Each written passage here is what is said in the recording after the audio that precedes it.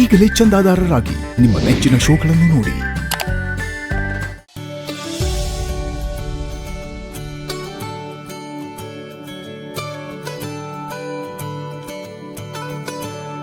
ಶ್ರಾವಣಿಯಮ್ಮ, ಧನಲಕ್ಷ್ಮಿ ಹಾಗೆ ಮಾತಾಡಿದ್ದಕ್ಕೆ ನೊಂದ್ಕೋಬೇಡಿ. ಒಂದೊಂದ್ಸರಿ ನೇರವಾಗಿ ಮಾತಾಡ್ಬೇಡೋಣ ಅನಿಸುತ್ತೆ. ಆದರೆ ಧನಲಕ್ಷ್ಮಿ ಇರೋ ಪರಿಸ್ಥಿತಿಗೆ ನಾವೇನು ಹೇಳಿದ್ರು ಅವಳಿಗೆ ಅರ್ಥ ಆಗಲ್ಲ. ಪರವಾಗಿಲ್ಲ ಬಿಡಿ ಅತ್ತೆ, ಕಾಲ ಎಲ್ಲದಕ್ಕೂ ಉತ್ತರ ಕೊಡುತ್ತೆ. ಅವ್ರು ಹಂಗೆ ಮಾತಾಡಿದ್ದಕ್ಕೆ ನನಗೇನೂ ಬೇಜಾರಾಗಲಿಲ್ಲ. ನನ್ನ ಉದ್ದೇಶ ಇರೋದು ಅವ್ರ ಜೀವನ ಸರಿ ಹೋಗಬೇಕು ಅನ್ನೋದು. ಅಲ್ಲ, ಅವ್ರು ಆ ಸೋಂಬೇರಿ ಗಂಡನ್ನ ಎಷ್ಟು ವರ್ಷ ಸಹಿಸ್ಕೊಂಡಿದ್ದಾರೆ. ಅವ್ರಿಗೆ ಜವಾಬ್ದಾರಿ ಬರಬೇಕು ಅಂದರೆ ಧನಲಕ್ಷ್ಮಿ ಅದಕ್ಕೇನು ತಿದ್ಕೋಬೇಕು. ಹಂಗೆ ನೋಡೋಕೆ ಹೋದ್ರೆ ಅವರಿಬ್ಬರು ಬದಲಾಗಬೇಕು. ಅದು ಸರಿ ಶ್ರಾವಣಿಯಮ್ಮ, ಸುಬ್ರಹ್ಮಣ್ಯ ನಮ್ಮ ಅಳಿಯಂದ್ರನ್ನ ನಿಮ್ಮ ತಂದೆಯವ್ರ ಹತ್ರ ಕರ್ಕೊಂಡೋಗಿದ್ದಾರಲ್ಲ, ಅವ್ರಿಗೆ ಕೆಲಸ ಸಿಕ್ಕುತ್ತಾ? ನನಗೇನೋ ಅನುಮಾನ ಆತ. ಅಪ್ಪ ಆಗಲಿ ಚಿಕ್ಕಪ್ಪ ಆಗಲಿ ನೀಯತ್ ನೋಡ್ತಾರೆ, ನಿಷ್ಠೆ ನೋಡ್ತಾರೆ. ಅವ್ರ ಹತ್ರ ಕೆಲಸ ಮಾಡಬೇಕು ಅಂದರೆ ತುಂಬ ಜವಾಬ್ದಾರಿ ಇರಬೇಕು, ತುಂಬ ಪ್ರಾಮಾಣಿಕತೆ ಇರಬೇಕು. ಅಳಿಯಂದರಿಗೆ ಪ್ರಾಮಾಣಿಕತೆ, ನಿಯತ್ತು, ನಿಷ್ಠೆ ಇವು ಯಾವ ಪದಗೂ ಅರ್ಥನೇ ಗೊತ್ತಿಲ್ಲಮ್ಮ. ಅಲ್ಲಿಗೆ ಅವ್ರಿಗೆ ಕೆಲಸ ಸಿಗೋದು ಡೌಟೇ. ಬರೀ ಅಷ್ಟು ಮಾತ್ರ ಅಲ್ಲ ಮಗ, ನನಗೆ ಅವರಲ್ಲಿ ಕೆಲಸ ಮಾಡೋದೇ ಇಷ್ಟ ಇಲ್ಲ.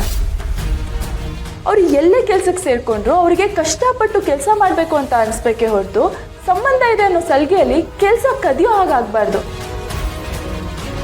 ಅದು ಅಲ್ಲದೆ ಅದು ನನ್ನ ತವ್ರ ಮನೆ. ಅದಕ್ಕೆಗೆ ನನ್ನನ್ನು ಕಂಡ್ರೇನೆ ಆಗಲ್ಲ. ಅಂಥದ್ರಲ್ಲಿ ಅವ್ರ ಗಂಡ ನನ್ನ ತವ್ರ ಮನೆಯಲ್ಲಿ ಕೆಲಸ ಮಾಡ್ತಿದ್ದಾರೆ ಅನ್ನೋ ಹಿಂಜರಿಕೆನೂ ಅವ್ರ ಮನಸ್ಸಲ್ಲಿ ಬರಬಾರ್ದು. ಶ್ರಾವಣಿಯಮ್ಮ, ನೀವೆಷ್ಟೆಲ್ಲ ಯೋಚನೆ ಮಾಡ್ತೀರ. ಧನಲಕ್ಷ್ಮಿಗೆ ನಿಮ್ಮ ಒಳ್ಳೆ ಮನಸ್ಸು ಅದು ಯಾವಾಗ ಅರ್ಥ ಆಗುತ್ತೋ ಏನೋ.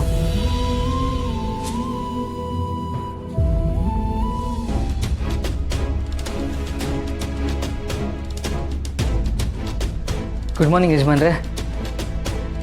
Sir good morning. ಯಜಮಾನ್ರೆ, ನಿಮ್ಮ ಹತ್ರ ಸ್ವಲ್ಪ ಮಾತಾಡಬೇಕಾಗಿತ್ತು. ಹೇಳು. ಯಜಮಾನ್ರೆ, ಪಾರ್ಟಿ ಆಫೀಸಲ್ಲಿ ಅಥವಾ ನಿಮ್ಮ ಹೆಸರಲ್ಲಿರೋ ಯಾವ ಕಂಪ್ನಿಲಾದರೂ ಯಾವುದಾದ್ರೂ ಒಂದು ಚಿಕ್ಕ ಕೆಲಸ ಸಿಗುತ್ತೆ ಯಜಮಾನ್ರೆ? ಕೆಲಸನ? ಯಾಕೆ? ಮತ್ತೇನೋ ಹೊಸ ಪ್ಲ್ಯಾನ್ ಮಾಡ್ಕೊಂಡು ಬಂದಿರೋ ಆಗಿದೆ. ಆ ಥರ ಏನಿಲ್ಲ ಸರ್. ಯಾವುದಾದ್ರೂ ಒಂದು ಚಿಕ್ಕ ಕೆಲಸ ಇದ್ರೂ ಸಾಕು. ಎಜುಕೇಷನ್ ಇಂಪಾರ್ಟೆಂಟ್ ಇಲ್ಲದಿರೋವಂಥ ಕೆಲಸ ಅಥವಾ ಜಾಸ್ತಿ ಎಕ್ಸ್ಪೀರಿಯನ್ಸ್ ಬೇಡದೇ ಇರೋವಂಥ ಕೆಲಸ, ಯಾವ ಕೆಲಸ ಆದರೂ ಇದ್ದರೆ ಸಾಕು. ತುಂಬ ಉಪಕಾರ ಆಗುತ್ತೆ. ಏನು ಇಲ್ಲಿನ ಕೆಲಸ ಬಿಡ್ತಾ ಇದೆಯಾ? ಅಲ್ಲ, ಮತ್ತೆ ಈ ಮನೆಗೆ ಬರಬಾರ್ದು ಅಂತ ಏನಾದ್ರು ನಿರ್ಧಾರ ಮಾಡಿದೀಯಾ? ಹಾಗೇನಾದರೂ ಮಾಡಿದರೆ ಒಳ್ಳೆಯದೇ. ಖಂಡಿತ ಇಲ್ಲ ಸರ್. ನಾನು ಸಾಯೋವಂಥ ಪರಿಸ್ಥಿತಿ ಬಂದರೂ ಯಜಮಾನ್ರ ಹತ್ರ ನಾನು ಕೆಲಸ ಮಾಡೇ ಮಾಡ್ತೀನಿ. ಈ ಮನೆಗೆ ಯಾವಾಗಲೂ ಬರ್ತಾನೆ ಇರ್ತೀನಿ. ಈ ಮನೆ ಸೇವೆಗಿಂತ ದೊಡ್ಡ ಕೆಲಸ ಇಲ್ಲ ಸರ್ ನನಗೆ. 100 ಕೋಟಿ ದುಡ್ಡು ಬಂದಿದೆ, ಕೆಲಸ ಕೇಳಕ್ಕೆ ಬಂದಿದ್ಯಾ? ಯಜಮಾನ್ರೆ, ಅದೆಲ್ಲ ಶ್ರಾವಣಿ ಮೇಡಮ್ಗೆ ಸೇರಿದ್ದು. ಅದು ಅವ್ರ ಸ್ವತ್ತು. ಅದ್ರ ಮೇಲೆ ಸಂಪೂರ್ಣ ಅಧಿಕಾರ ಇರೋದು ಅವ್ರಿಗೆ ಮಾತ್ರ.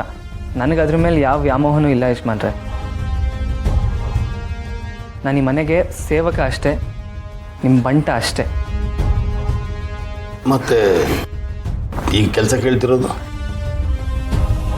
ಕೆಲಸ ಕೇಳ್ತಿರೋದು ನನಗಲ್ಲ ಸರ್, ಬೇರೆಯವ್ರಿಗೆ.